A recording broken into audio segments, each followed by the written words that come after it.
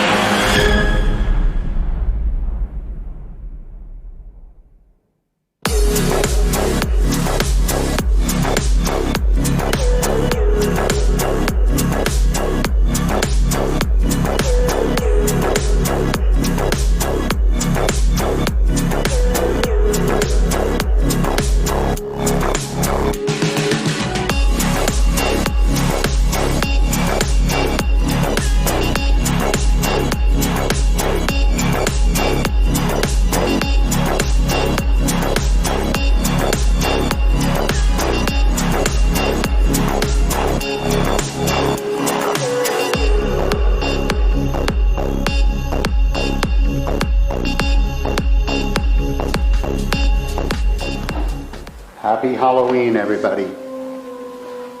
I'm Bob Self, ringmaster of Baby Tattoo Carnival of Astounding Art. We've been here together before for Art After Dark. It's a different kind of a year, but still having a good time.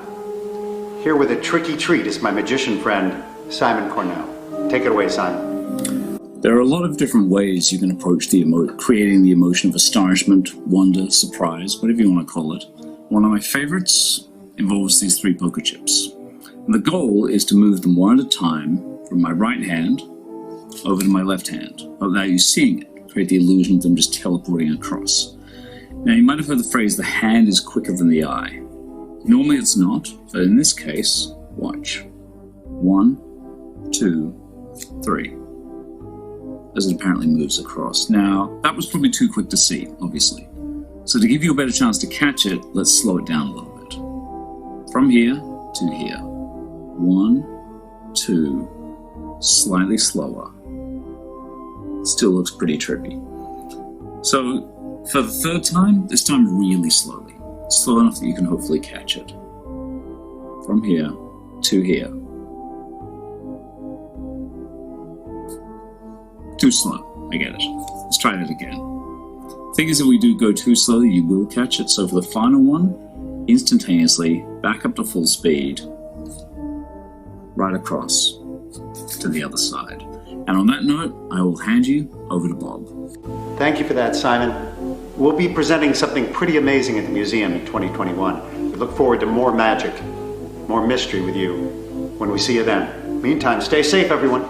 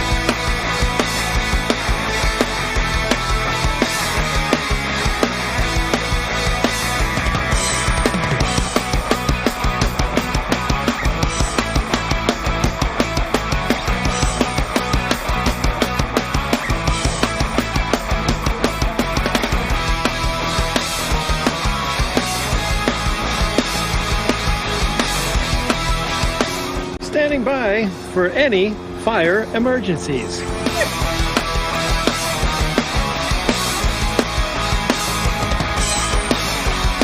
Hi, kids. This is Fire Marshal Bill. Let me tell you something.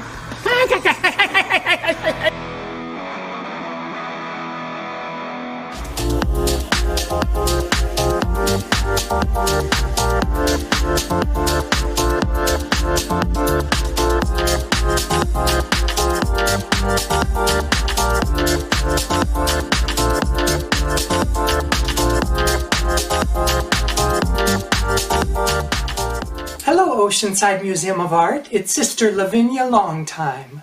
I'm sad we couldn't be together this year. Art After Dark is one of my favorite events of the year.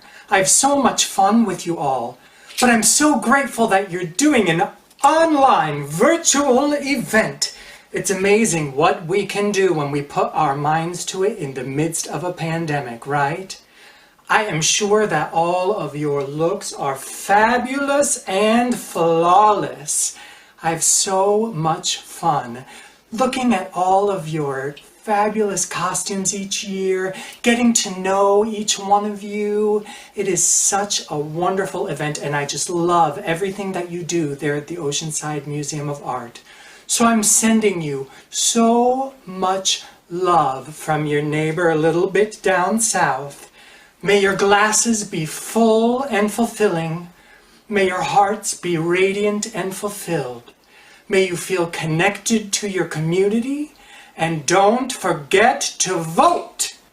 And remember, you just call out my name, and you know wherever I am, I'll come running just to see you again.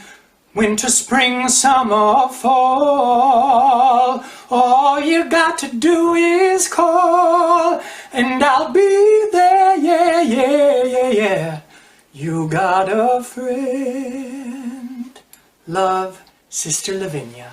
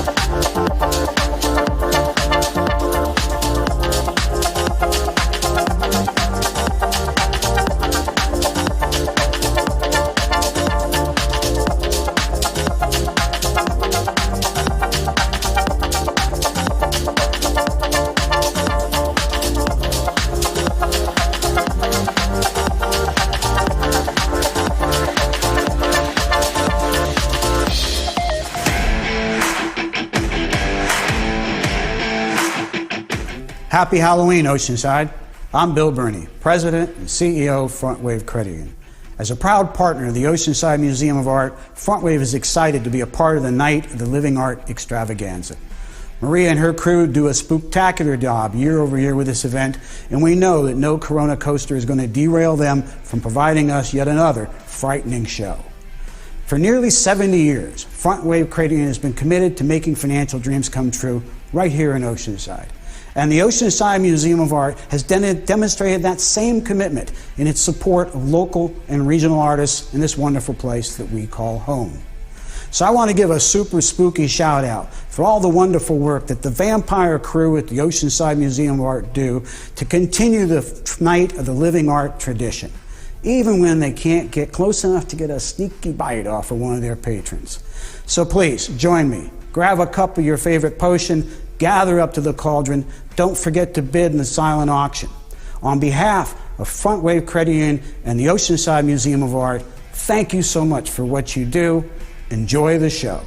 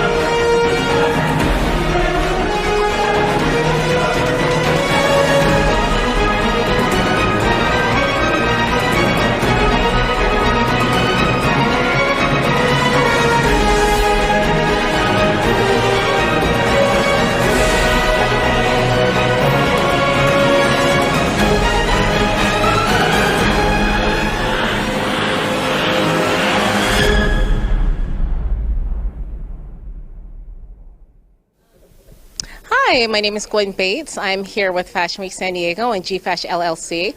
I'm super honored tonight to be here with my co-MC, Jan, which is an amazing woman of these amazing nails.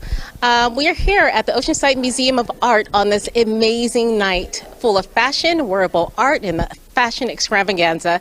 It's the first of its kind, it's live, it's a virtual event, and you're not going to want to miss it. Tonight, we do have something that's very unique, and I'm not sure if you know this, but everybody has the opportunity to vote on their favorite designer. And so this designer would be someone you think who had the most wearable or unique item of wearable art. So, without further ado, make sure that you vote. I believe the votes are only $1 each vote, and it helps go back to a really good cause at Oceanside Museum of Art. And the winner is going to get a pop-up display in the museum store here at OMA. And I'm going to hand this off to Jan. Thank you, Gwen. What an honor to co-MC and to co-host this amazing event. Usually we come to the OMA and we see art on the walls and we see incredible paintings and sculpture, but this is wearable art, which really transcends just art, and it goes into avant-garde fashion, which we all have a passion for. I think it really presents a huge challenge for the artists to do art in 3D, to do art in motion, to not only do high-level designs, but to make it wearable. I think that really makes the task very unique and very complicated, making Gwen and my job very difficult, because on top of emceeing this fabulous show and co-hosting, we are also judges for the grand prize. So in the grand prize, the winner overall after our fashion show will actually win their own exhibit here at the Oceanside Museum of Art next year in 2021. Their own incredible exhibit. So we are so excited. Gwen, I think our job is going to be really, really difficult. The art is amazing. Yeah, do you have a favorite piece yet? I don't want to let that cat out the bag, but I have my eye on a few, but I think everybody is incredible tonight. And everything is so amazing. The creativity is over the top incredible. So I'm not going to let you in on my secret yet. You'll know closer to the time. Closer to the time. And I also have to say I have my eye on a couple of pieces because I hear they might be available in the museum store for purchase. Just saying. So I've been shopping all night backstage. I can't wait. And here we are at the OMA Museum Store. It is the store of my dreams. Wait till you see accessories, items from the show of our wearable Art After Dark event that, guess what? you can buy if I don't get to them first. So when we look at these pieces, look at all the decorative. I love the flora and fauna, the bling that you see on this side. Quite the opposite on this side. I really have my eye on this amazing mask from Saki. Look at the intricacy, and you know what I love about this piece is that it's very, very lightweight. It looks heavy like armor, but it's very lightweight, made of a foam material that the wings were made of as well. So most of these amazing pieces you see, you can actually go on the website. You're watching the show anyway. Better Unite. You can buy most of the pieces that you see. Some of them I think are sold already, but a lot of them are available. And the looks from the show you can purchase as well. There will be an auction on most of your favorite pieces. So how much fun is that? You see an art show, you look at all of this incredible work, the craftsmanship, the artistry, the tie to avant-garde fashion. It reminds me of an Alexander McQueen show, reminds me of Givenchy in Paris. Yet here we are at the Oceanside Museum of Art. Art After Dark, one of the most important events in Southern California. So take a look. Look at these. Is this a crown? I think it might be a crown or a corset, maybe a corset. But, and wearing this around your neck, why not? I even love, this is one of my favorite pieces. Look at this, warrior woman and out to a party in our homes. Yes, I can see myself wrapped up in the living room in front of the fireplace in this very piece. So enjoy the show. Make sure you go shopping. It goes to a great cause, our favorite museum, the Oceanside Museum of Art. So enjoy the show and have fun. Have a great night.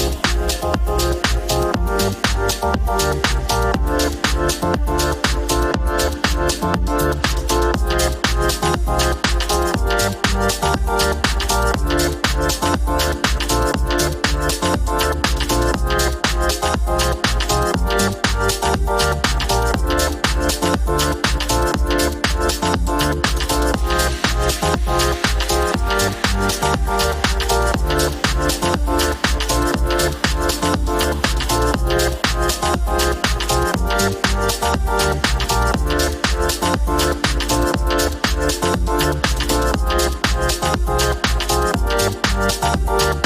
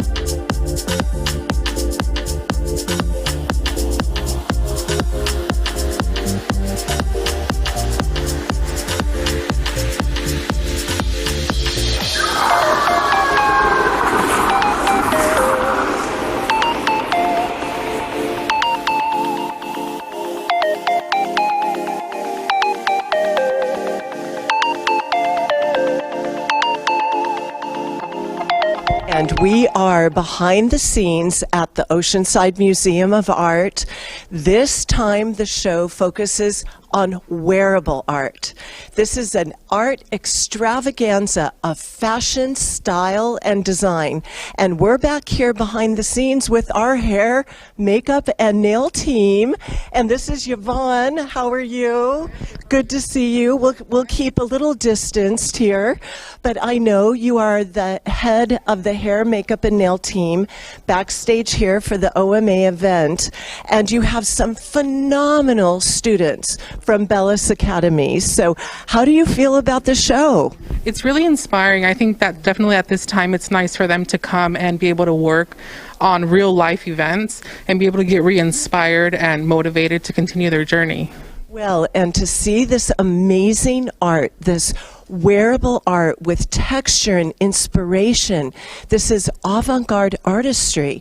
What a project for you and the students to look at the art and then interpret it in terms of beauty. Yeah, it's definitely an honor to be able to work with your nails and the designers, and just so that we can all collaborate and make something huge. Make something huge, make history. So I know we have Jorge, who is doing something phenomenal, I'm sure. Hold your nails up, girl. Those are, beauty is more than just hair, makeup, beautiful lashes. It's the whole story, right? It's like beauty becomes a key accessory in the storytelling for the artist. So Jorge, it's so good to see you. Good to see you too. Thank you for the invitation. So any key points of inspiration that you had for the makeup, Jorge? Yes, definitely. So what we got inspired is basically on the big runways and also the avant-garde looks, especially focusing on art, which is the main focus. And also, as you can see, is a lot of different looks. So we try to accommodate all the looks to fit every style. And just to bring the best of it and get inspired by what they're going to be wearing. Well, and let's face it, your team of hair, makeup, and nail professionals, especially coming from Bellis Academy, you two are artists. Yes, and actually one of the things with Bellis Academy, I was one of the students for Bellis Academy, so I'm very proud that they were working together today as one team, so to make this happen. And it is an honor to be here, and thank you for all of you guys to invite us to be part of this. It is our honor to have you, and it will be so fun to see how you were inspired by the artists, by the looks, the avant-garde textures, and how you bring it to life in this first event of living art at the Oceanside Museum of Art. So thank you so much, Jorge. Yes, have fun. And hey, we have to check out, look at all the goodies over here. Wow, nails galore, everything from something sort of simple and runway all the way to the extravagant avant-garde. So it is art from head to toe. So here we are. Buckle up. The show is going to begin soon. See you there.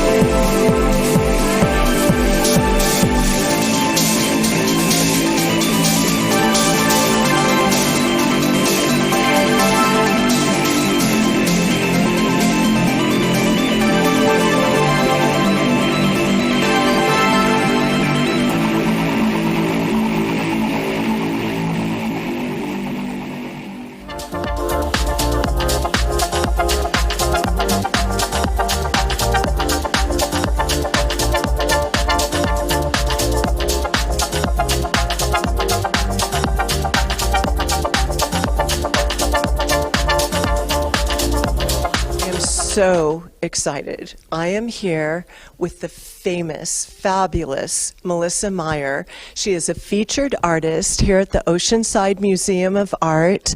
And look at this magnificent wheat doggy, right? A doggy. Well, there is a doggy wheat sculpture that I created, and but it's not here for the show because I don't think the dog wheat could walk with you unless you put little wheels at the bottom. But she is like the queen of the wheat fields, and I understand you were taking a walk in Switzerland through a wheat field and you had a vision, and this is the vision. Yes, exactly. And I just loved seeing the field and the, you know, how the wind was blowing through the wheat, and I just felt like I could make something out of the wheat.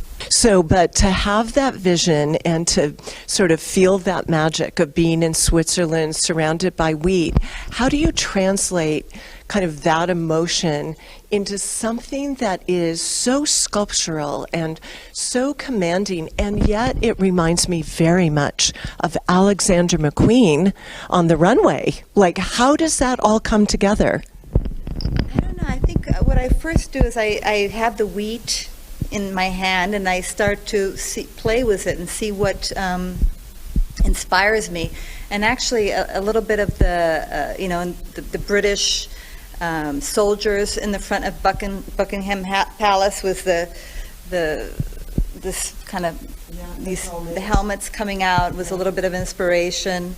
And I wanted to be very feminine, and I just start putting the wheat together and seeing what patterns are interesting. Wow. Are you gluten-free? No, thank goodness. I know. So as long as you're not chewing on the art, and everything is good. Yeah, no, and so it's got to be a medium that is quite torturous on your own hands, I would imagine. It is, and on the body too. That's why I had to apologize already to the model. Like, I hope you won't be mad at me towards the end of this runway. So. There's no sitting, and there's no laying down on the job. So you're going to be upright for the next couple of hours, but you look fabulous. How do you feel in all this wheat? I'm a little itchy, but not bad so far. Well, it looks gorgeous with your skin tone, and I know you're going to rock it on the runway. And Melissa, what an honor to meet you, to have you here at the OMA. Your talent is just simply, truly extraordinary. So congratulations. Thank you so much. Thank you. Hi, we're here at the Oceanside Museum of Art on this special night of fashion, wearable fashion art. And I'm super excited for this next designer who's going to explain to us her inspiration for this amazing look. And the artist is Danielle Jean of Danielle Jean Designs. So can you let us know what inspired this? Because this is truly unique. Thank you so much. Thank you so much. Yeah, I'm so honored to be able to be part of this show because I'm a member at OMA and their Artist Alliances group, and OMA's been doing so much for local artists, and I'm happy to give it back. So my designer name is Serenity, and she's gorgeous, as you can say. So in terms of inspiration, I'm actually by profession, I'm a landscape architecture design. So I'm really into living arts, but the dyed palm leaves has its own uniqueness. And I'm really into sustainability, repurpose, reuse, and just everything's natural here. Other than this, but this is all leather and this is all natural, so it's a special way to treat it. And I just love the imperfectionist, so I had the idea maybe color it. No, I think I just leave it natural. So yeah, so I'm really happy. And the headpiece, actually, my background is Chinese, and if you trace all the way back, like the Qing Dynasty, the emperor at age 19 united China, and he actually has this look for the emperor's wear. So I got a lot of culture and arts inspiration from my own background. So I'm happy to share with everyone here. She's an amazing artist. Not only did she make sure that I was comfortable the whole time, but she's super kind, and I feel like that being kind as an artist means a lot and speaks a lot. It goes a long way, and I'm so happy to, be your model. Yeah. I think my top three things, actually, I just look at some old notes, remind me is integrity, creativity, and what's the third? Oh, kind. I think that's my top three priorities. So thank you for pointing it out. I really appreciate it. Well, that's awesome. And it goes a long way in this industry as well. So never lose that. Well, I am so excited. We are backstage for the Wearable Art Show here at the OMA, and look at who I ran into, one of the most fabulous artists. This is Diana Carey. Diana, welcome. And look at this extravaganza. It looks like an outfit that you would buy for like a garden party, an avant-garde, like wonderful garden party with Johnny Depp out in the garden. But Diana, you have to tell us, what is the medium that you have used behind this incredible art? It's beautiful. Thank you very much. Well, I paint like this in my paintings. My paintings are large canvases that I throw the paint. I never paint or have underpainting or underdrawing on the canvas, and I paint impressionist paintings with a style of using sticks and brushes to throw the paint on. So 2 years ago, the Cannon Gallery held a show for TWA artists. They're the 20 women artists of San Diego, and the exhibit was called The Prom, 17 on Being 17. And so the whole idea behind that was youth and what happens when you're 17 and what it feels like when you're coming out and blossoming. So my whole dress was about that blossoming. And I used the same technique that I do in my work. So this was laid on the ground, and I threw the paint using a stick and using brushes to get the splatter. The stick gets that line movement, that linear movement. And I applied for this show thinking I would just love to see this come to life, to see it on a model, because it has never been on a model. And when I was accepted, I realized it needed more. The hat and the gloves and the shoes were made specific for this show to go with this dress, because it just needed to bloom. It needed amazing. So we have to have our model do a little slow turn, because the intricacy behind the hat, I love the sort of hiding flora and fauna. It looks like that's a little peacock. Amazing. And I would imagine, as an artist, having to paint on a 3D surface with all the folds and movement, that offers a few complexities that maybe you wouldn't have on a flat canvas. Absolutely. Absolutely. On fabric and on the hat I actually had to completely pull apart, or it wouldn't have, I wouldn't have had it in every place that needed the paint. So I deconstructed all the petals and pulled it apart. The small cap of the hat was, again, a resale from Mr. Hats, who I loved, and it had a wonderful sort of cigarette girl look to it. So I pulled that apart and then applied the roses after I had painted them to match the bodice of the dress. The shoes, can you show your shoes? Nice. Aren't those pretty? Nice. Again, the same technique of throwing. The difficulty is that this all has to be done on the ground or it drips. So everything is down on the ground when I paint, and I stand above it and then throw the picture, and I don't necessarily have the perspective I should have to see where the paint's going to lie, and I'm always surprised that it's come across well. Well, you really made it look so flawless and so easy. The result is magnificent, but I have one burning question. Dry clean only? No, actually, because I work like this, my clothing looks like this. These I made, and this I made, but my pants, my normal pants, are just filled with paint because I'm constantly throwing, and I throw them in the washer. They come out. This dress? This dress I wouldn't throw in the washer. My jeans don't throw in the washer. This dress is not going in the washer. No. But it's a once in a lifetime moment, and certainly here at the OMA is that moment. Well, I am really honored. When I have walked around and seen the dresses that are here and the clothing that is here, I am so honored. It's amazing. Well, congratulations on a beautiful job. Good luck with the show. Have fun walking the runway, and we'll see you there.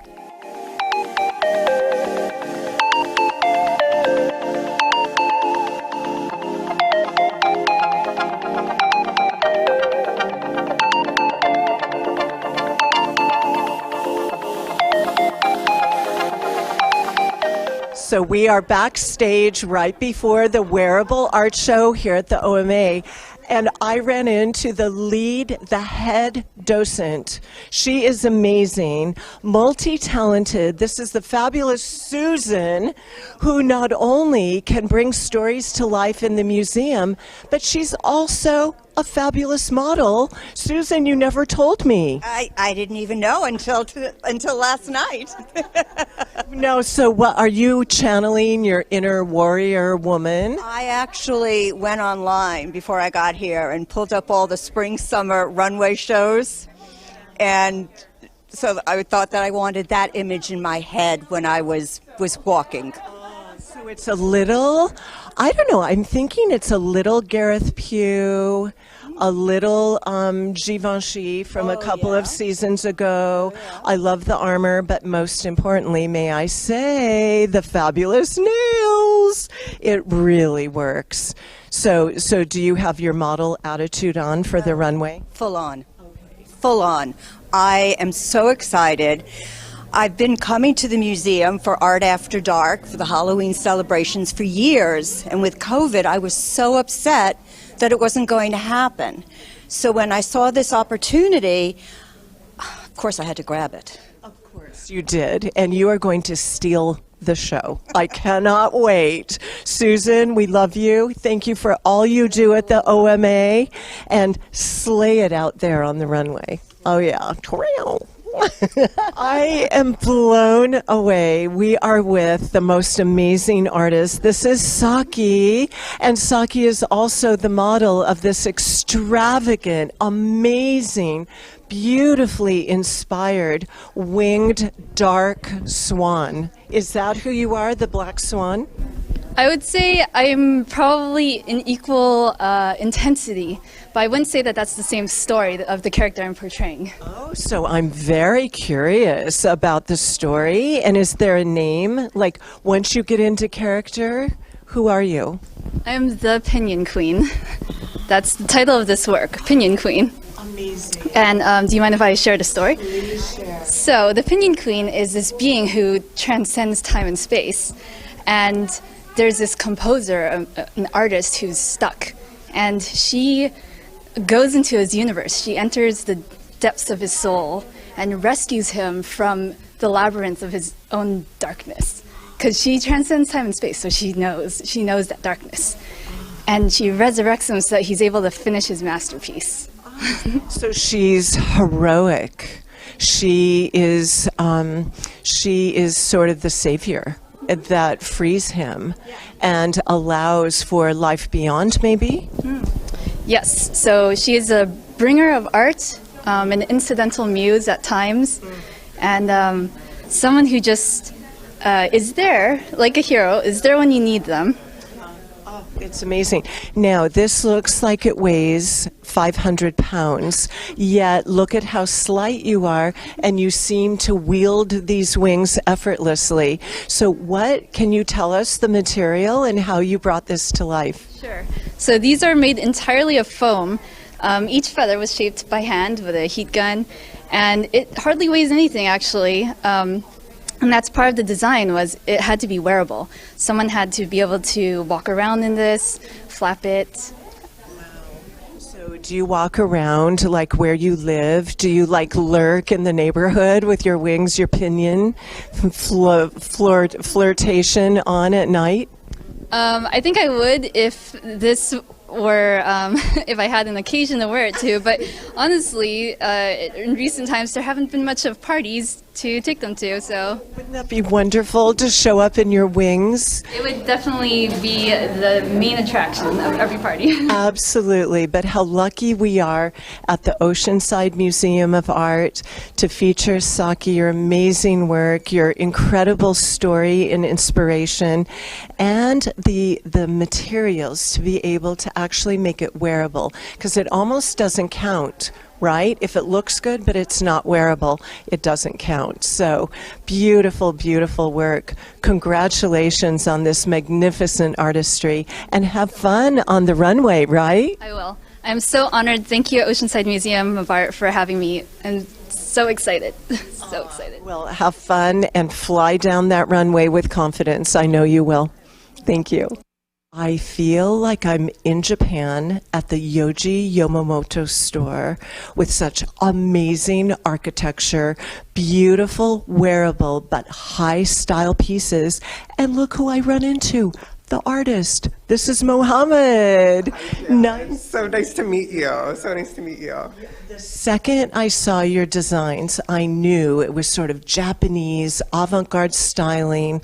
The architecture is amazing, kind of bigger than life shaping, but very flattering at the same time. Yeah, well, the collection, the actual concept for the collection was basically the migration of refugees and nomads. So what is their sojourn? What are they going through while they're taking things from their homes, forced to flee and go to a totally foreign land?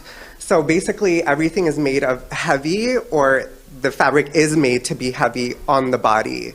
So it's that kind of like total body experience.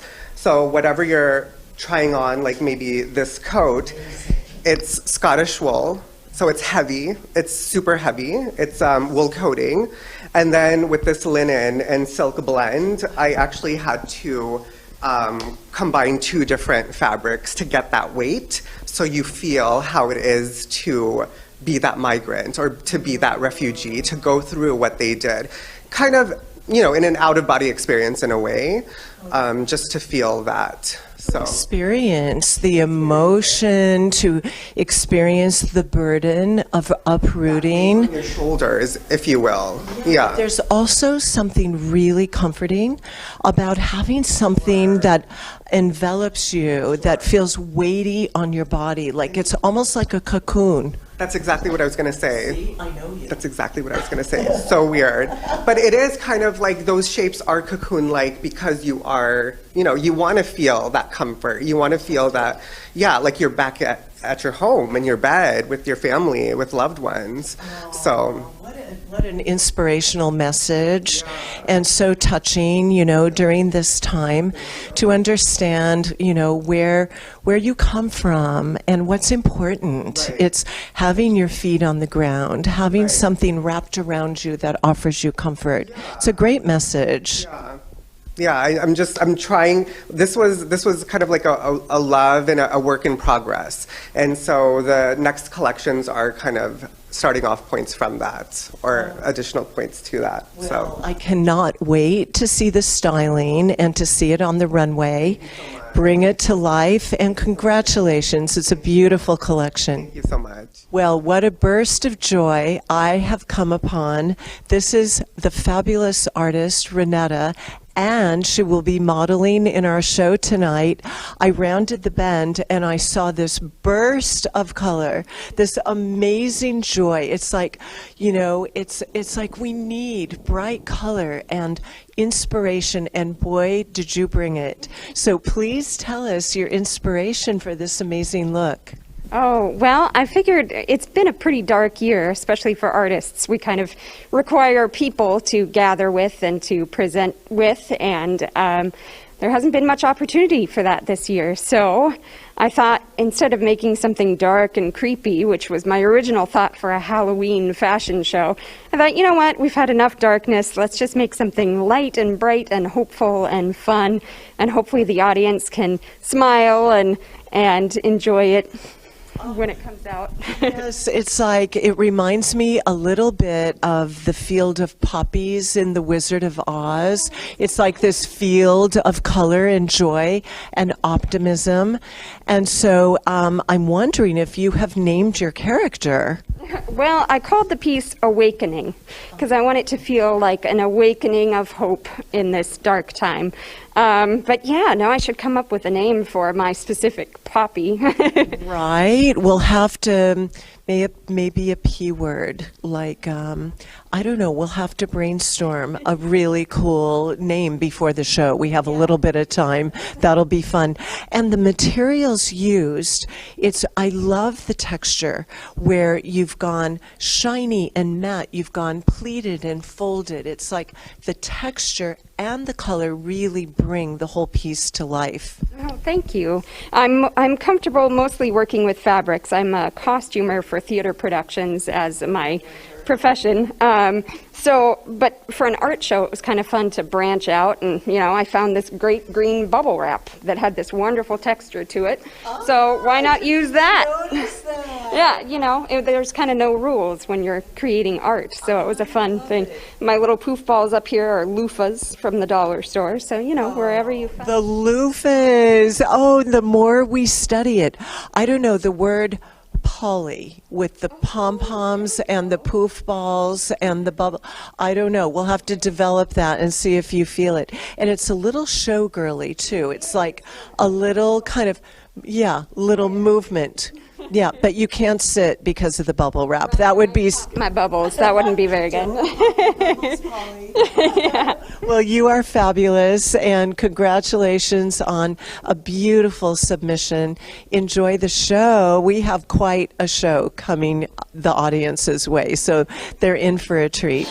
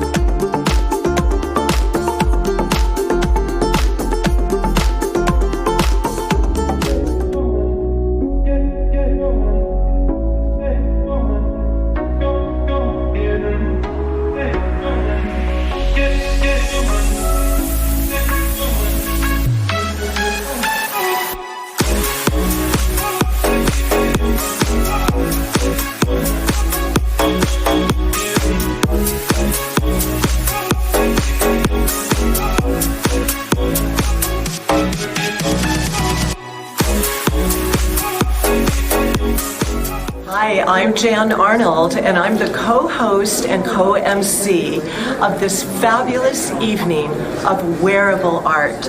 We'll meet the artists backstage. We will see the artistry walk the runway, and we'll learn how wearable art is a real art form that transcends still life art and goes into runway extravaganza.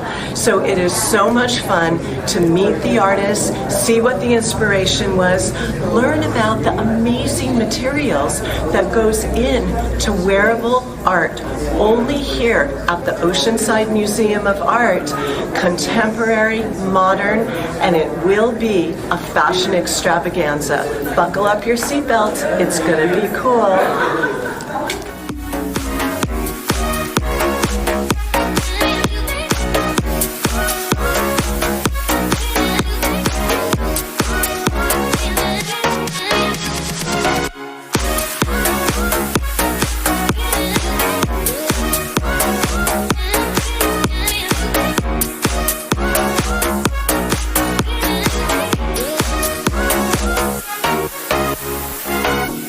Happy Halloween!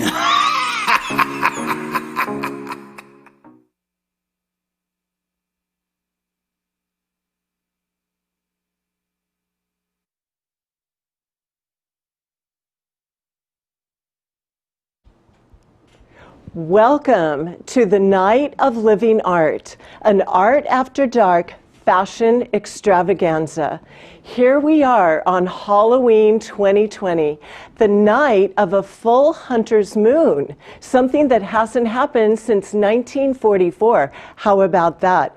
I think tonight is going to be a lot of fun, and it's going to be wild. And given it's a full moon, who knows what could go wrong technologically? So if you're having issues, please call the number on your screen. Hello, my name is Jan Arnold, and I'm the co-founder of CND, the world leader of professional hand and nail beauty. I am so honored to be your host tonight, and I am thrilled to share this stage with my wonderful co-host. This is Gwen Bates, Director of Fashion Week San Diego. Welcome, Gwen. Thank you, Jan. It's such a pleasure to be here tonight. And you know what? First thing first, let's look at those nails. I love those nails. What do you have on? Where can we get them? Well, these are actually holographic, crisp green shellac manicures. This is from our fall 2020 collection. And guess what? They're available in a salon near you in 93 countries. Wow, those are super gorgeous. I have mine. Again, my name is Gwen Bates, and I'm the Executive Director at Fashion Week San Diego, a fashion event organization that was founded by Allison Andrews in 2007. And what we do is we launch the careers of emerging designers. I'm also the founder and owner of G-Fash, a red carpet accessory brand that's been shown on major runways and red carpets and award shows such as the Emmys. As co-founder of CND, I know that nails are 10 fashion accessories that express and truly complete the look. They can complement or even contrast an outfit to tell the whole story about the wearer. It's artistry all the way down to the very tippy toes and fingertips. So much so that OMA hosted the exhibition called Tiny Canvases, The Art of Nails last year as a tribute to the artistry that goes into these incredible tiny canvases. And guess what? We're going to see some very, very cool nails tonight, I can assure you, Gwen. Well, Jan, I love it all. And I love to say hello to my people at Fashion Week San Diego and my G-Fash Fanatics family. Hi, everyone. Hi. I should also share the love with my C&D family, Juan, all of the fabulous nail professionals around the world. A special thank you to Bellis Academy, who created the amazing creative looks tonight in beauty, as well as all the talented artists, designers, and creators who have made this event so imaginative and super magical. Yes, and this year's Art After Dark Fashion Extravaganza celebrates the innovative spirit that exists at the intersection of art and fashion, and the many artists taking the field by storm. I'm just so excited for these local artists and to take center stage tonight with their amazing creations. I cannot wait. This is an extraordinary opportunity for artists to have an outlet to show their wearable art on the runway. Many have been able to, for the very first time, to participate in an actual runway show. What an incredible opportunity for them. In talking with the artists, so many of them were grateful to have this chance to share their work with the public and stage their work with other very well-known designers. Yes, and we totally like to thank the artists, OMA staff, volunteers, and you at home for joining us tonight. This event has been my introduction to OMA community, and it's evident by all that what I've seen here so far, Oceanside Museum of Art is doing important work showcasing the artists in the region from TJ to LA. This makes the museum a special place for the cultural community. For sure. And also a sincere shout out to all of our sponsors who made this evening possible. We could not have done this without you. So let's take a moment and hear from a couple of our sponsors, Visit Oceanside and Front Wave Credit Union. Good evening. My name is Leslie Gall, and I'm the CEO of Visit Oceanside. As a proud supporter of the Oceanside Museum of Art, I want to welcome you to Night of the Living Art, an Art After Dark fashion extravaganza. We are excited to be sponsoring such a vibrant and colorful event tonight. There's never been a more important time for arts and entertainment in our community. Our cultural resources play a vital role in our quality of life, allowing us for those much needed escapes. From a tourism standpoint, you're an important part of the visitor experience, as you provide the opportunity to make new and meaningful discoveries while driving positive economic impact to the region. I've always believed institutions like OMA are essential to creating communities where people want to live, work, and play. Here's to a successful event, OMA, a true O-Side original.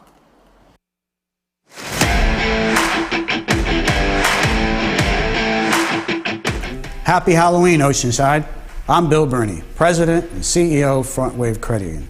As a proud partner of the Oceanside Museum of Art, FrontWave is excited to be a part of the Night of the Living Art Extravaganza. Maria and her crew do a spectacular job year over year with this event, and we know that no Corona coaster is going to derail them from providing us yet another frightening show. For nearly 70 years, FrontWave Credit Union has been committed to making financial dreams come true right here in Oceanside. And the Oceanside Museum of Art has demonstrated that same commitment in its support of local and regional artists in this wonderful place that we call home. So I want to give a super spooky shout out for all the wonderful work that the vampire crew at the Oceanside Museum of Art do to continue the Night of the Living Art tradition, even when they can't get close enough to get a sneaky bite off of one of their patrons. So please join me. Grab a cup of your favorite potion, gather up to the cauldron. Don't forget to bid in the silent auction. On behalf of FrontWave Credit Union and the Oceanside Museum of Art, thank you so much for what you do. Enjoy the show.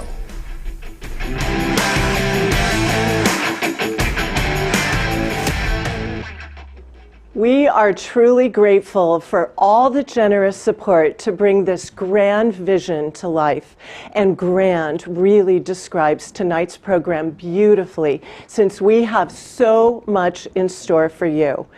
At the center of it all is a runway competition showcasing 17 competitors, joined by feature artist Melissa Meyer. Each artist will be competing tonight for a grand prize. The winner will receive a solo exhibition of their art at OMA in 2021. How about that? Yeah, and don't forget to bid on the essentials. There is an auction element on the Better United platform, so get bidding. You can register your credit card and go to town on getting whatever you want. You know, some of these works are so amazing and they're one of a kind, so you're definitely going to be exclusive. So if you see me leave sad, it's because I'm shopping. I'm bidding. Well, if you get to it first. Okay.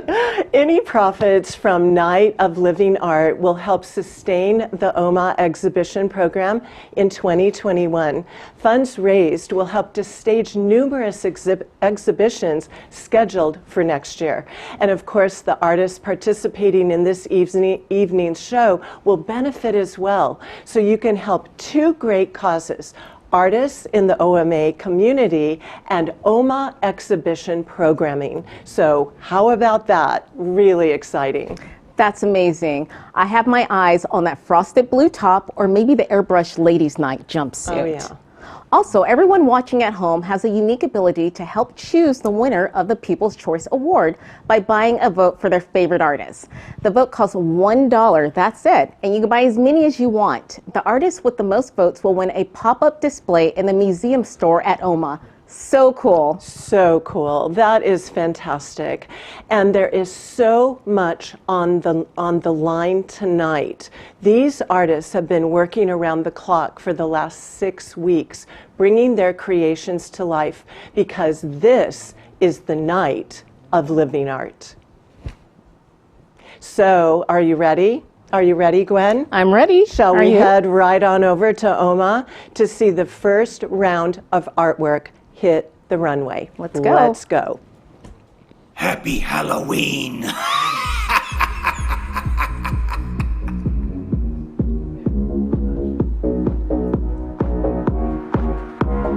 Wheat by Melissa Meyer.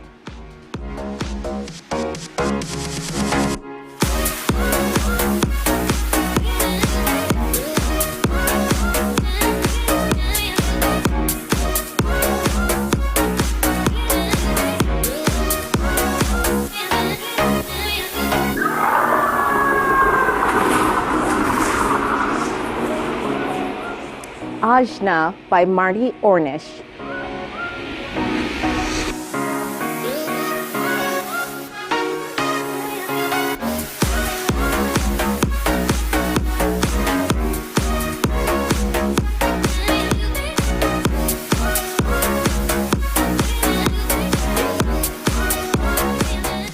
Sock Punk Jumpsuit by John Dillamuth.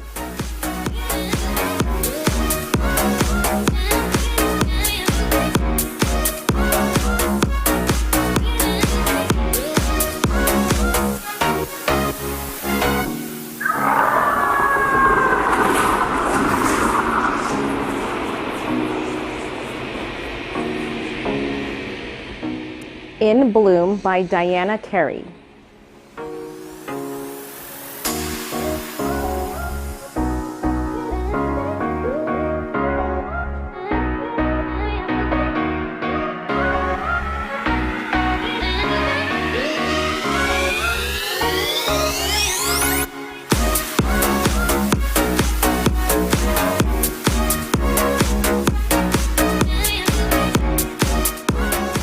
Ladies' Night by Isa Beniston.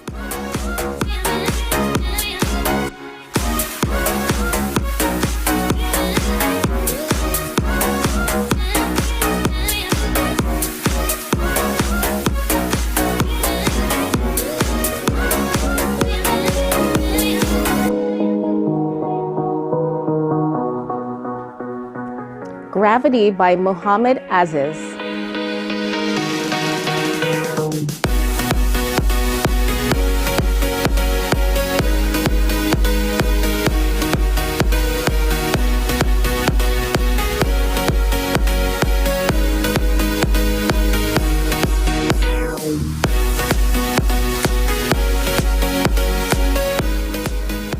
Enra Dadara by Beatrice Mora Husar.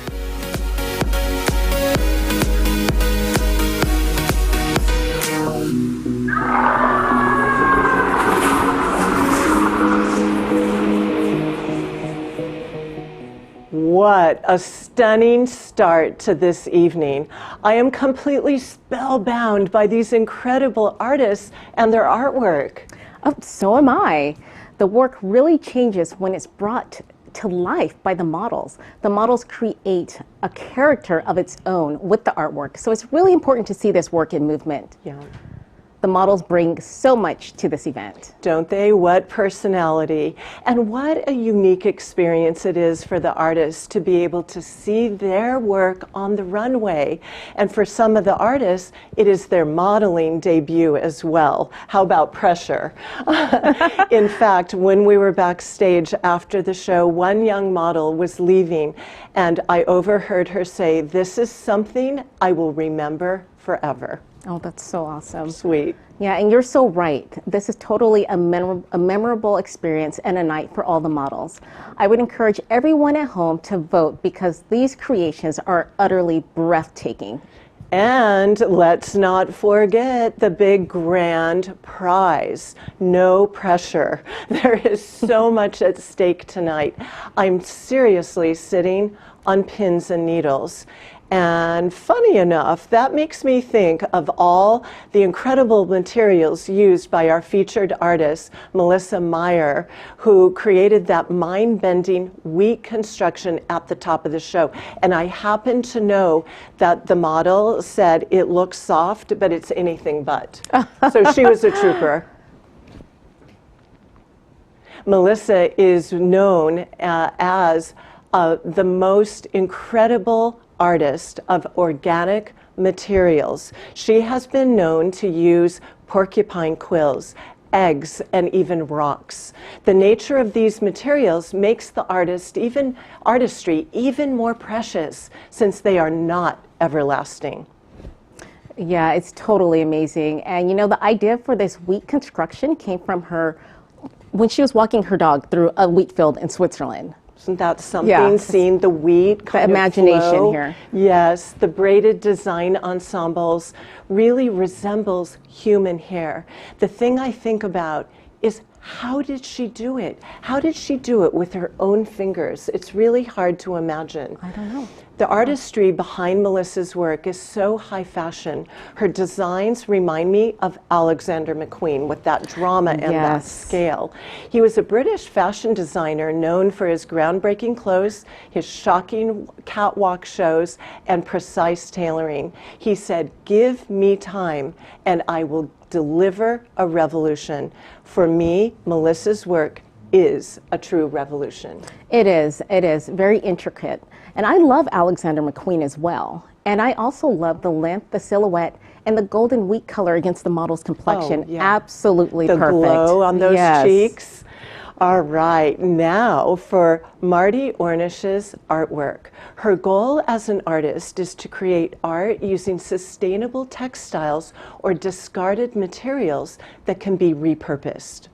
The title Ashna comes from Sanskrit and refers to the third eye, signifying a subconscious mind in Hindu tradition. And I don't know if you can see in the body of the piece a printed face that was part of a vinyl advertisement she actually found 12 years ago. This work is actually interchangeable. It can be worn without the cape, and the neck piece can be worn as a hat or a crown. And did you know the top part can be worn as a denim dress? Stop it. Yeah, I know. Totally blew my mind. I am bidding on this for sure. The second I laid my eyes on this piece, I knew I had to have it, so watch out. It's extraordinarily avant-garde, yet at the same time, with all those interchangeable pieces, it's incredibly wearable. Walk into a room with that look and you will steal the show. And I must say it's also incredibly unisex, so it's not just for us girls. I can see, as our model did, rocking it with a little man bun. I love the man bun. Love it. John Dillamuth's sock punk jumpsuit is an extension to the wild aesthetic that John brings to all of his art. It is made entirely out of socks. John had a fabulous exhibition at OMA in 2017 where his sculptural gizmos and contraption were on view there for visitors to interact with. And I have to say, as an accessory, I am obsessed with socks. I collect them and I use them as a must-have accessory with heels, platforms, tennis shoes to add a bit of humor and color to every look, although I never thought of it in a jumpsuit. So again, I think I have to go shopping. This fanciful artistry reminds me so much of my friend and longtime collaborator, the gentleman who made this amazing jacket. I love it. Johnson Hartig of Libertine, equipped with inspirations that ricochet between art, fashion, and history. Johnson believes you should never take yourself too seriously and make your style fun and entertaining, and certainly John has done that for all of us. Yes, and I must say that RuPaul's Nails, created by the winner of Season 7 Nails, next top nail artist, Giselle Caballero, took this look all the way on the runway. They were fierce. All right, now our next look is by Diana Carey, who is an active member of OMA for 5 years and a part of the Artist Alliance.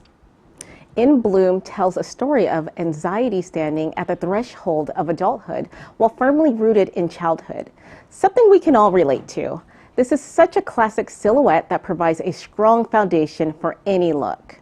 Further, Diana uses a technique of throwing and splattering paint, something she's perfected on a large canvas and has now transferred into the world of wearable art. So I have to say, when I saw this beautiful look coming down the runway, it looked like a beautiful garden party coming to life. Yes. It transported me to Alice in Wonderland, that tea party. I see it. With Johnny Depp and the bunnies and going down the rabbit hole and all the quirky elements. But for me, the garden party would be more Tim Burton's version.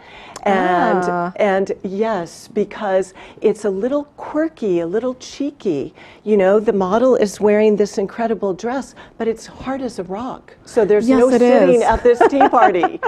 and if I were to style this look, right? So let's hear it. The piece is amazing, the hat was incredible, but you know what I was craving is to kind of dirty it up a little, maybe ditch the orange lip, maybe deepen the eye a little. I wanted a little more Tim Burton in the look. I'll tell you what I would have done, add some googly eyes to the artistry.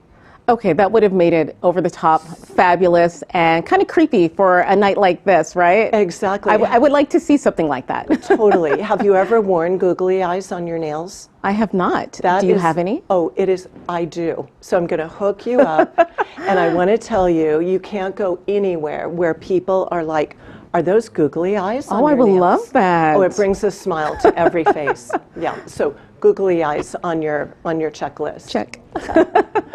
Okay, let's move on to our next beautiful piece by Isa Beniston. This is an LA-based artist, but Oma was formative to her growing up as a kid in San Diego. How about that? Yeah, and this is truly a ladies' night outfit and a fashionable piece. She's not new to the fashion world. Her creations are regularly worn by celebs like Brie Larson and Post Malone. The ladies' night jumpsuit is entirely airbrushed from head to toe, even behind the collar, a medium she has been working in for about 5 years now.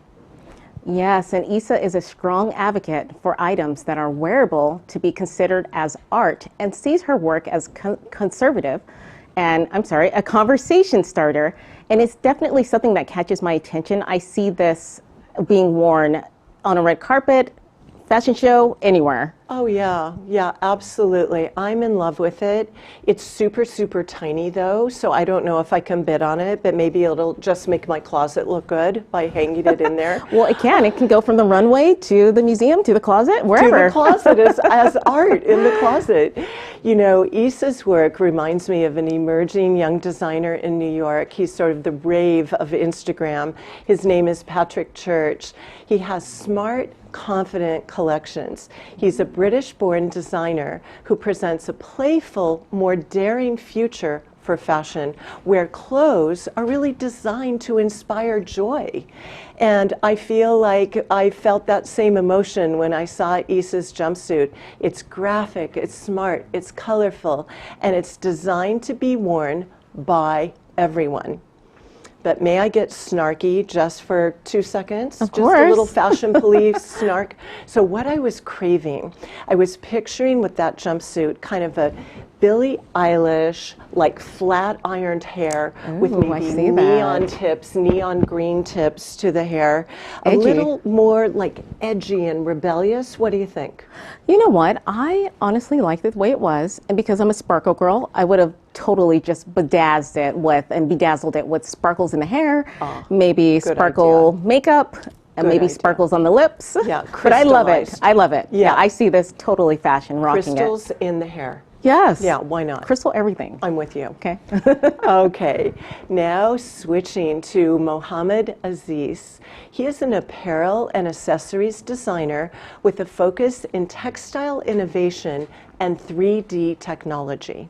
His forward-thinking design blends past and present through his desire to merge the preservation of traditional textiles and progressive design methods. His new line focuses on the intersections of art and fashion with human rights and refugee empowerment. When I met Mohammed backstage, the second I saw his pieces, I flashed back to one of my all-time favorite designers, Yohji Yamamoto. What a compliment. Love Yohji. Yes, and he got so excited. He's like, oh, my pieces too. look like Yohji. I'm so excited. Yohji is a Japanese fashion designer based in Tokyo and Paris.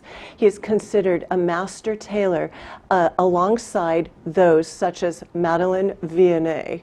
He is known for his avant-garde tailoring featuring Japanese design aesthetics.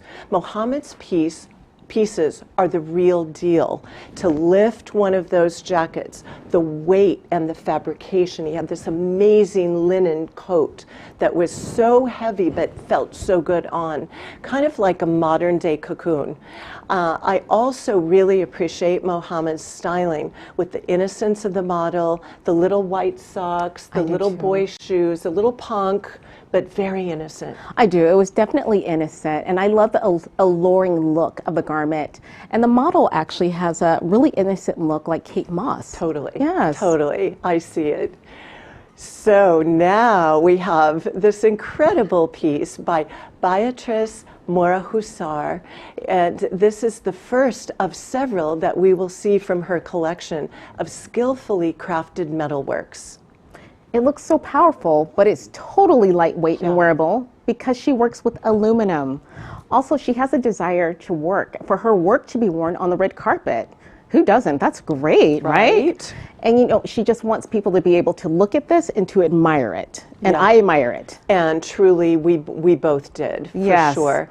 I also really appreciate this idea of having, you know, an all black, like an LBD from head to toe, and then you throw on this magnificent dripping armor to really become the statement of the evening. It really becomes urban body ornamentation, and it makes a serious statement of our times and our relationship between our life and nature, because it's metal leaves and elements from nature. And oh my goodness, our model could not have been better. That faux hawk, those dramatic nails, and that attitude. I mean, yes, right? For sure. And I'm a sucker for accessories, and I know all the hard work that went into this. It was so perfectly crafted and so symmetrical. It was excellent to a T. It was. And a little jingle jingle when you walk, too, which I People like. can hear you coming. So that was so much fun. But guess what? What? What's next? There's more. Yay. Let's go back to the action.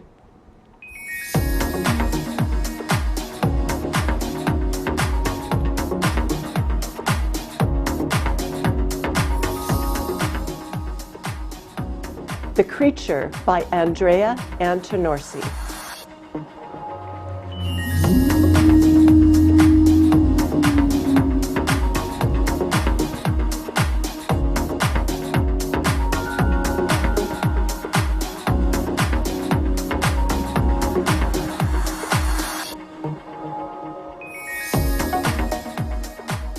Wait Under Pyramids by Emmanuel Chema.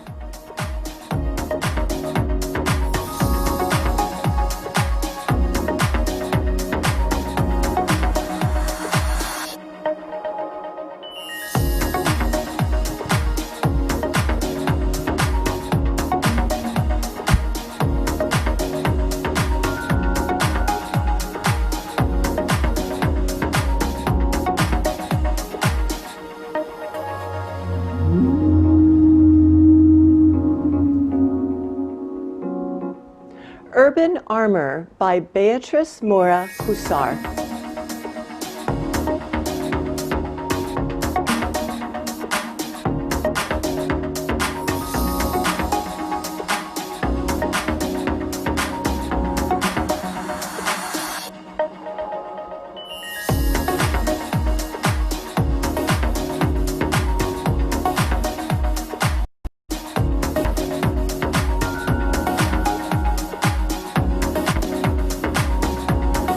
Street Lore Couture by Jamie Oliver.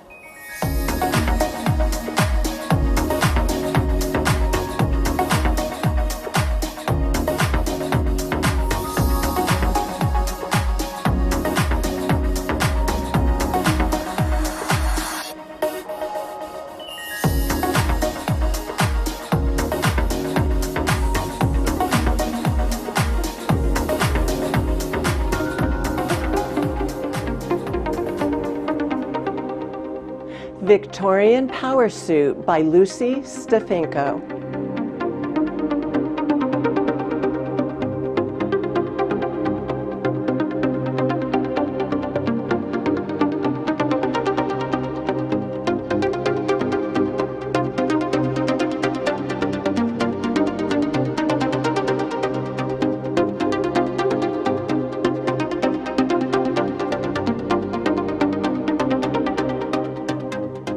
Creeping Vines by Beatrice Moa Hazard.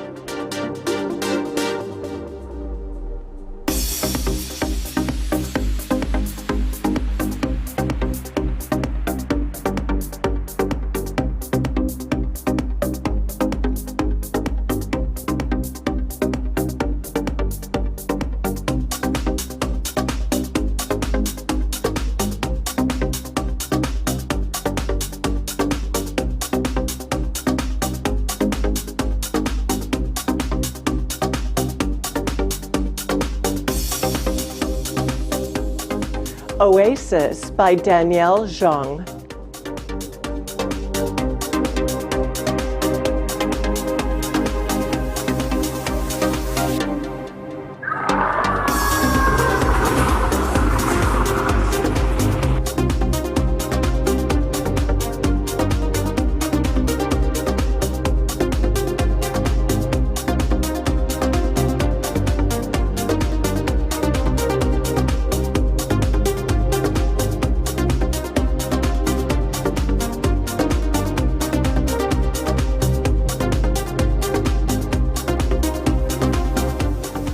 Opinion Queen by Saki.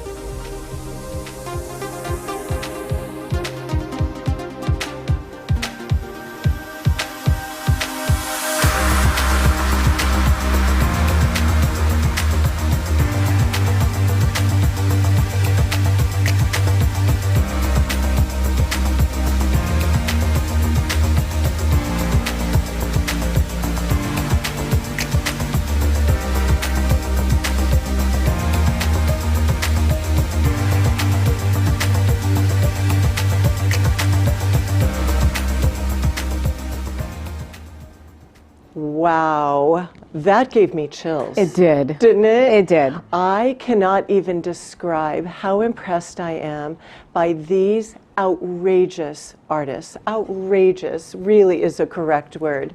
Their creative spirit is both inspiring and totally infectious. And they're bringing it tonight in a big way. Yeah. That last artwork with the massive wings gave me chills, right? Yes. This is the second time we had chills tonight. Serious. It's going to happen more, I have a feeling. I'm sure. So interesting. We went from the ocean to the sky. So we are covering all of our bases here, right? Yes, Good we journey. are.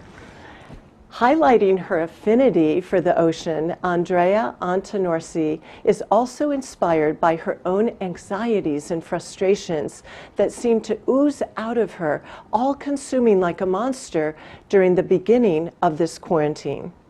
And can you believe she's only 18 years old and a student at High Tech High in North County? She's been sewing, altering, and creating in all mediums as long as she can remember. She's super inspiring. Such talent. Andrea sees her artwork being worn by the most confident and fashion-forward individuals. I just love this piece. It's so complicated and powerful, just like the ocean. I admire Andrea for having the vision of the sea monster and the talent and precision to bring it to life in such an incredibly dramatic way. For me, scale in fashion design is a key element in order to make a real statement on the runway. Andrea did this perfectly. Everything was right. The model choice, herself, it's That's true. right. The makeup, the styling. Honestly, there was a moment where I had to pinch myself. Like, I thought she was a real sea fairy, ready to sort of emerge from the sea. Yes, Right? yes, she did look like that, right? I love it. A great interpretation. I really enjoyed this piece. The concept behind it, it was totally inspired, partially by a human brain, and you could see it come to life here. And it's something you can definitely see front row at a fashion show as well. It's very versatile. Totally, if you're size 1. Yeah, yeah, kind that's of, the right? only caveat. Well, it's 2020. We can all do it now. There you go.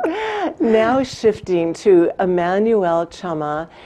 She is based in Atlanta, Georgia, and sees this piece as a breakthrough to her journey in becoming a real independent artist. Yes, and this artist describes weight under pyramids as a sensory sculpture fashioned like a 3D dimensional wearable tapestry. Showcasing the therapeutic properties in much of her work, this is a protective and soothing piece of apparel designed to drown out the political and cultural noise right now. Wow, what timing. There is such an intellectual element to Emmanuelle's work, the intricacy and the spirit in her architecture and fabrication is real art, like sculpture. And I really love how our model was protected, almost like having a cocoon wrapped around her. And then she blossomed in full force with that piece, really bringing it to life, showing us all the aspects of the intricacy of the fabric and those fringe tassels, which I absolutely love the movement. It was beautiful, versatile, and even wearable, even though it's magnificent art.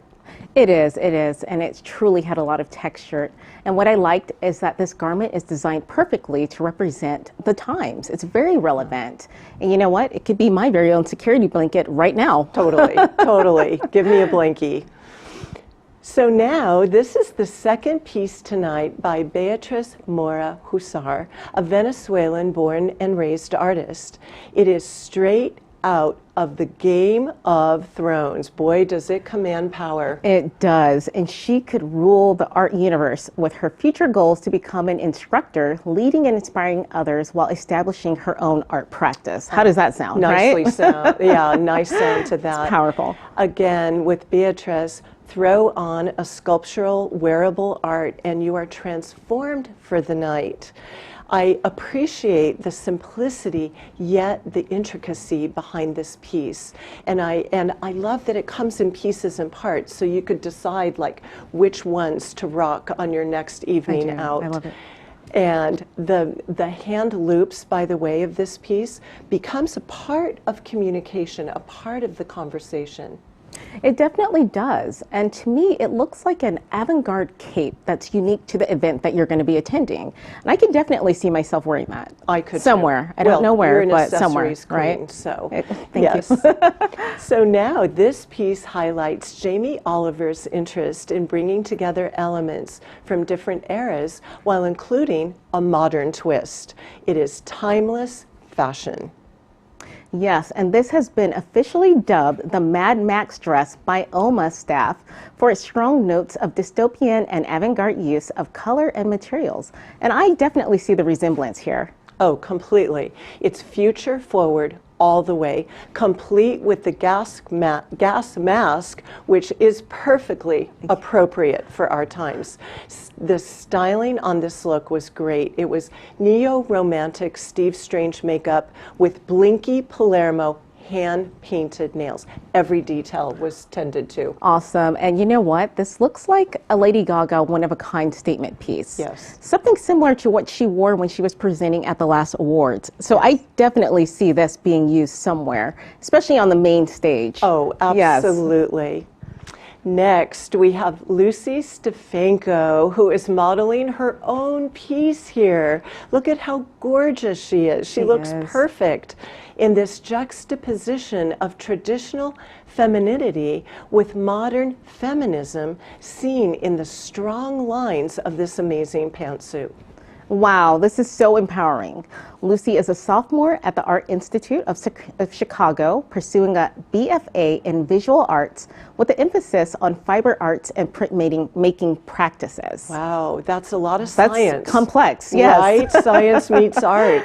She feels this artwork perfectly captures her love of the irreverent and desire to do everything differently.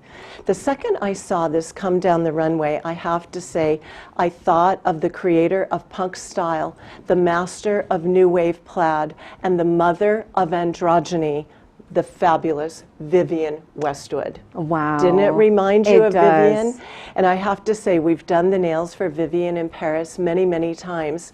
And I know a little insight behind the scenes. She would see this beautiful look on a boy. Wow, you know what? It can go both ways. Right? Yeah, and it's 2020, and that's one of the big themes this year. Yeah. But you know what? This, to me, almost looks like a modern take on Queen Elizabeth I meets 2020. Yep. And this is their remix. Yeah, totally. I see the vision. This is Beatrice's third and final artwork on display tonight, and let us take this in. Wow. Creeping Vines is a great example of the artist's use of organic shapes found in the natural world. She creates aluminum body ornaments to motivate others to become more connected with the world around them. Talk about social distancing. I Isn't see this it. the Yes. answer? You throw that on, you're covered. We all need one. Yes, but you do it in a dramatic, artistic way, of course. And I must mention the nails that this model wore, shellac, silver shimmer, chrome adornments, even chains that dripped from the fingertips, really bringing the drama to life. She totally slayed this. And did you know that this model is actually a physician? No way. Yes, and she carried this piece so well with those amazing nails that she showcased. She totally came from work and went straight to the runway. She Yes. was power. She is. Absolute power. So next we have Danielle Zhang, another member of the OMA Artist Alliance, and she has created her first dress at the age of 11, growing up in Beijing, China. 11. Wow. Wow, that's young. Oasis is a natural extension of the artist's lifelong fascination with design through her practice as a landscape architect. Oh, you can see it here. You can. The engineering behind this piece is brilliant, and as odd as it sounds, I think I would wear this piece. At least the model sort of exuded this amazing confidence where I said, I could do that. And what I saw a warrior princess in the forest, serious about her mission. She is the winner of the Hunger Games. She is Katniss Everdeen, the heroine of the American dystopian science fiction adventure film series. How's that? You said it perfectly. Enough said. It has both a natural grace and a structure to the artwork that I can truly appreciate as a designer myself. Absolutely. This artwork fully demonstrates Saki's desire to turn ordinary materials into otherworldly creations. And when this picture came up, she almost scared me. Just for a moment, I had to catch my grounding here. Look at this. It's amazing. And you know what? She's actually a collaborator at heart. So Saki described that her vision behind this piece came from a collaboration with a musician. These wings were designed to loom over the artist at the piano in an upcoming music video. Oh, it makes sense. And now it's here. Oh, it makes total sense. And she did not want to use real feathers because, of course, she didn't want to harm any birds in the making of art. Awesome. Instead, she shaped each of these foam feathers by hand. Maleficent and Black Swan must be two of my all-time favorite movies, but here we saw a new queen rise to power. This was the Pinion Queen, but the challenge here was to find a material that was rigid enough to support the wings, but flexible enough to fly and be realistic. It had to be lightweight and wearable in order to come to life on the runway and take flight. Saki did, creating a dramatic and most memorable event this evening. And definitely my favorite wings of all time, period. Yeah. And you know, we've all been missing the Victoria's Secret's runway shows, so this was quite the treat for me. Right, we needed our wings. Yes. It has just been so inspiring, I just have to say, not only to see these works of art spring to life on the runway, but to kind of delve a little deeper into each artist, to know what their inspiration was, what drives them. But tonight, they certainly have their eye on the prize. So please do not forget to vote for the designer that speaks to you the most. And are you ready for more art? There's more art? I'm ready. I'm ready. All right, well, let's get back to the show.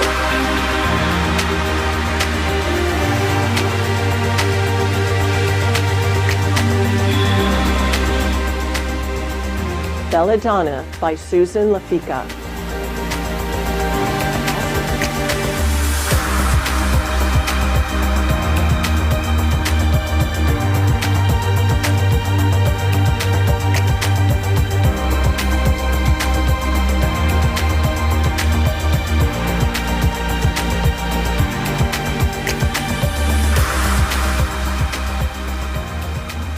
Blossom by Danielle Jean.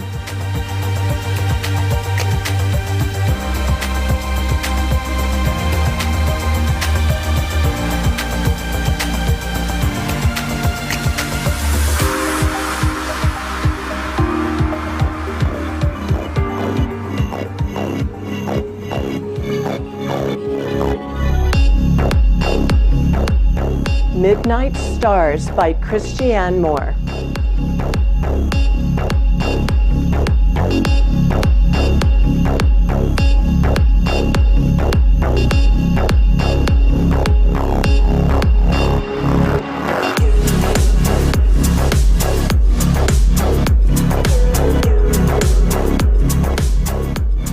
Goldberry by Taylor Payne.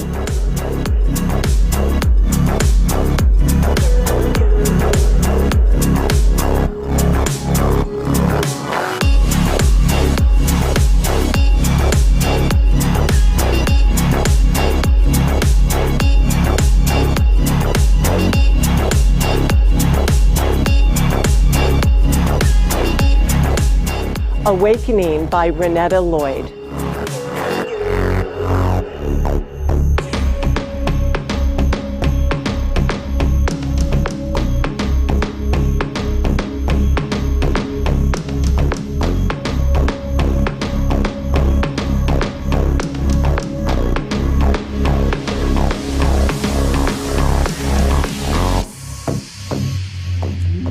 Attitudes by Sean Michael Geddes.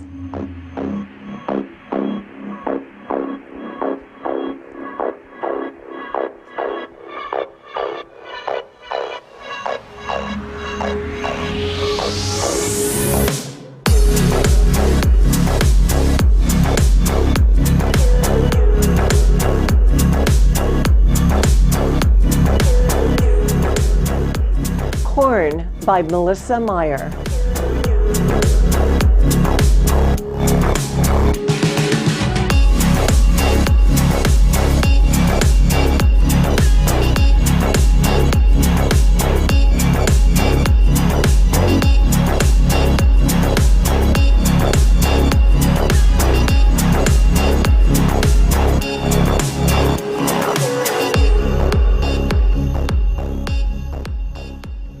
And just like that, 18 artists, 22 artworks, countless hours of design and construction, blood, sweat, and tears. Each work truly a labor of love.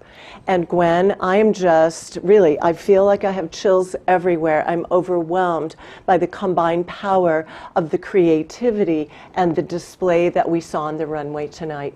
I am too. And you know what? I couldn't agree more. So many pieces not only made me stop in my tracks, they also made me think as well. The designs, the messaging, and the execution presented by each of the artists this evening, it was just profound. They all deserve a round of applause. Yay to all of you, a round of applause. But please, ladies and gentlemen, let's not forget our grand prize. The winner will win a solo exhibition at OMA in next year, 2021, and this will be announced in a matter of moments. So please don't sneak away. You have to hear who our winner is. And we still need your help in selecting the People's Choice Award, which is a pop-up display at the museum store. So please don't forget to vote. It's all about taking risk. So here we go. Let's take a look back. Let's go. Susan Lafica's father was a fine artist from Buenos Aires, and her mother was a master seamstress from Sicily, Italy. So you can definitely tell that designing is in her genes here. Her Ferrari couture artwork emphasizes the joy of accessorizing with elegance and beauty. The skirt portion of the artwork is made from 2 wall sconces. The hand-painted vintage roses came off a bread basket. The frame is an actual vintage antique, and the figure is a this is a tongue twister, Fontanini Fontanini. Susan. Yeah, you have Susan collected in Italy. You have to Fontanini, do it Fontanini. the Italian way. Susan's metalwork is intricate and feminine with a refined and magical twist. The museum store features her bird cage corset that even has a little blue birdie on the perch of the door. Wear it or display it. These pieces are precious and collectible. And please note the hand-sculpted roses on the nails of the model, all made with nail sculpting mediums. Everything handmade. Oh my gosh, Wow. like, wow. How do you say that in Italian? Oh my gosh, bella, molto bella. There you go. There Va you bene, go. va bene. Molto bene. Oh, so this is the second artwork of the night from artist Danielle Zhang, a cocktail dress covered in huge flowers. Yes, and this captured her whimsical and adventurous spirit honed from years of travel around the world with her sketchbook. The runway always requires dramatic scale to make a statement, and the drama of these flowers makes it fanciful and fun. And by the way, who wouldn't want to walk into a party? Okay, right now, any party, but Anything who will would work. who would not want to walk in wearing this fabulous piece? Count me in. You know what, Jan, I totally agree with this. And the drama of the flowers, it really pulled me in. And it reminded me of Dolce & Gabbana. You know how they have the beautiful headpieces, and it's just elaborate. And the color scheme with the vampire red and the white, I love it. Yes. It worked. Christiane Moore is an artist and entrepreneur operating a self-owned clothing and manufacturing company, the perfect combination of left brain and right brain.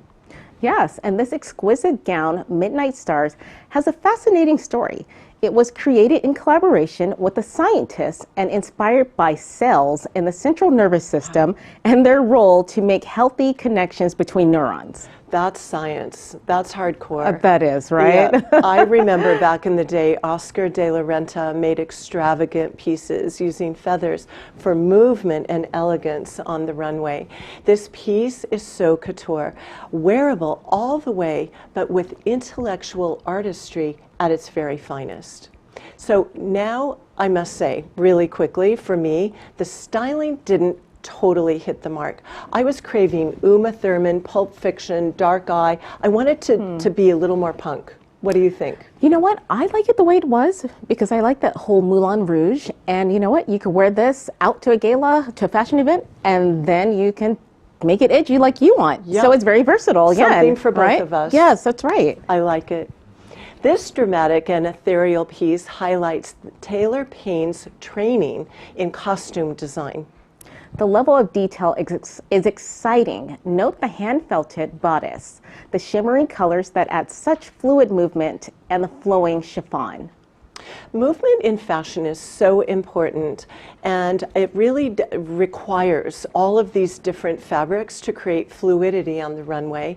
And I thought the styling was magnificent from head to fingertips. I love the Michael Halpern dramatic stiletto nails that look like crystals dripping from the fingertips. Oh my goodness. You know what? I love everything crystal, so Yes. that's all you had to say right there. And Sold. including those nails. And I think the best thing about this look is how it came to life on the model. Yeah, the model was fabulous. Yes, she was. And now Renetta Lloyd is also a costume designer working in San Diego and wants the audience to feel an awakening of hope and happier times ahead. Yes, and wait until you hear this. This artwork has a lot of mechanical daring. The artist went through a pretty extensive trial and error process to engineer the opening and the closing of the petals, the signature movement of the piece, and several trips to the hardware store. But she pulled it off tonight here at OMA. Did she With ever? swag. And this is madcap, fun, fun, fun. And I remember designers 20 years ago called Heatherette. And on the runway, it was all about graphic color, optimism, playfulness. You know, it's all about theater on the runway. It is, and this was over-the-top details and a lot of action going on here. It opened, it closed, it had lights. What didn't it do? Please. Nature and biology provide creative inspirations for artists in so many ways, like in Sean Michael Getty's Bee Attitudes, honoring bees for their spirit of creation and diligence. And this is kind of funny here. In fact, the artist actually has a lifelong allergy to bees. But he's grateful to those little hard-working pollinators who keep our world alive. It's something that we can all get aboard on. Totally. And as a proud member of the LGBTQ community, Sean Michael reminds us of a quote that RuPaul says, which is, "We all wake up in the morning and do drag. We paint on the face, do up the hair, adorn ourselves with clothing to make ourselves and our lives more fun."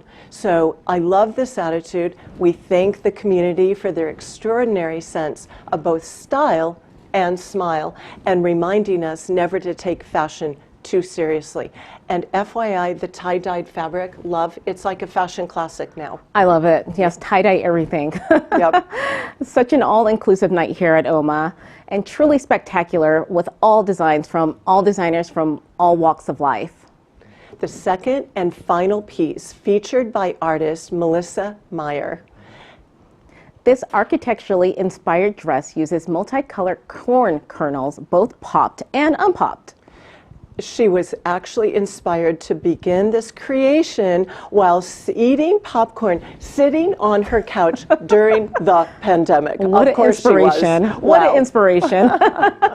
Excellent construction and a great way to end the show with a massive, massive popcorn bang.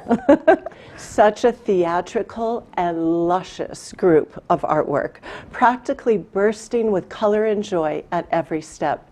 From beginning to end, these have been truly breathtaking group of artwork coming to life this evening on Halloween night. And you know what? We need to see every single one of them again. So let's say, Gwen, let's head back to the runway for our grand finale. Let's go. Let's go.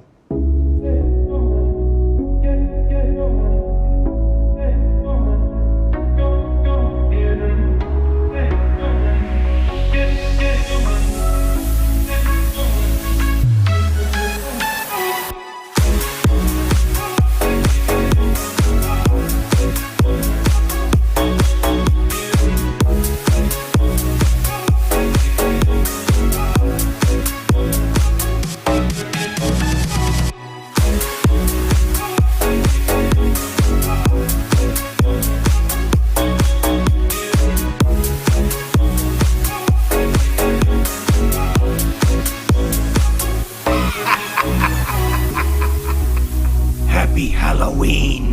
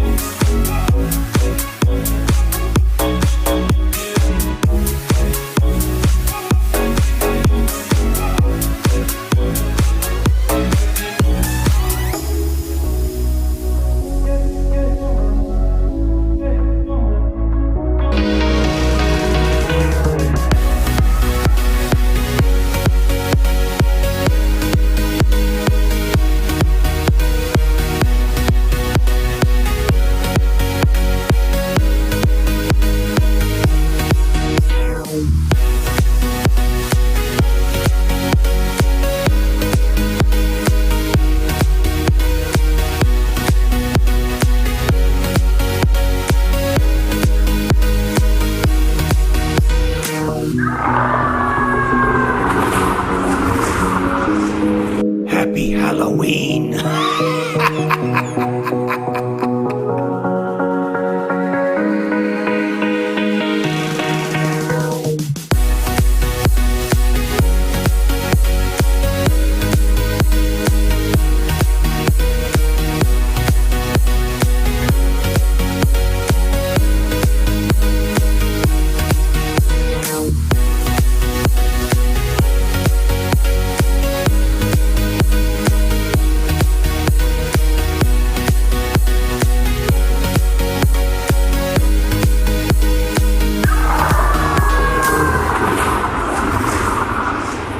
Wow, can you believe what a finale?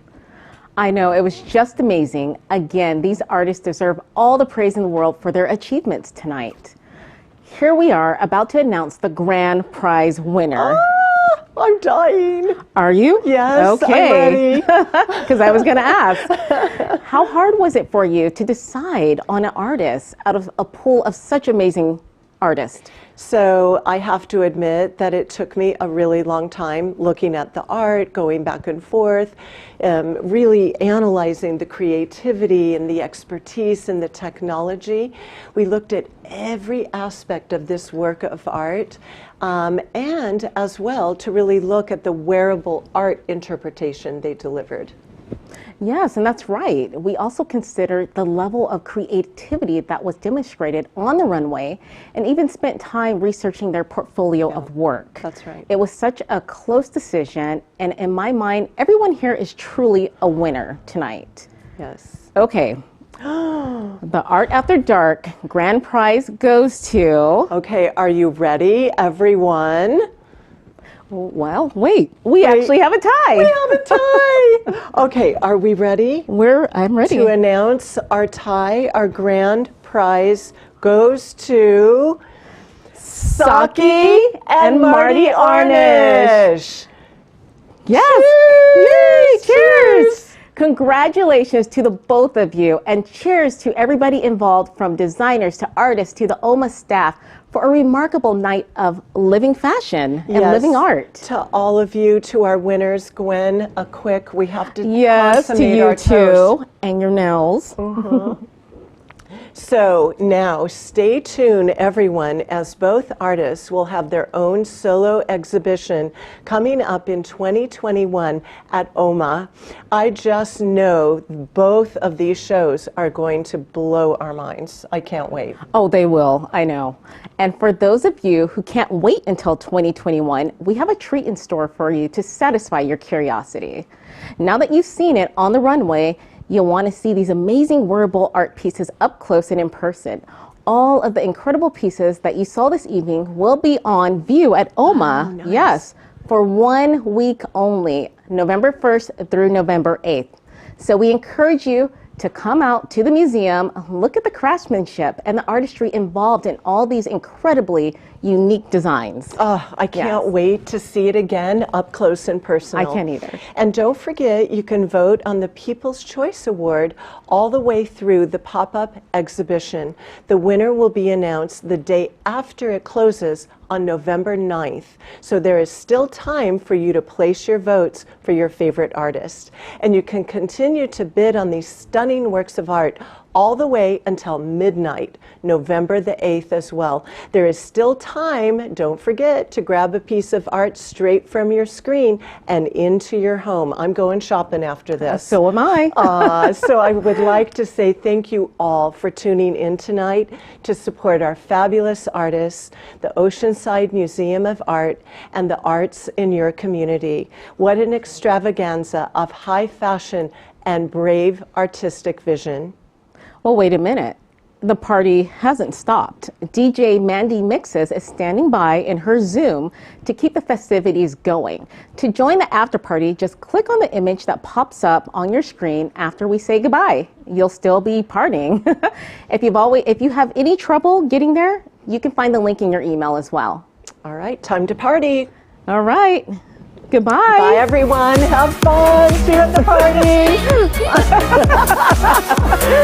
Cheers.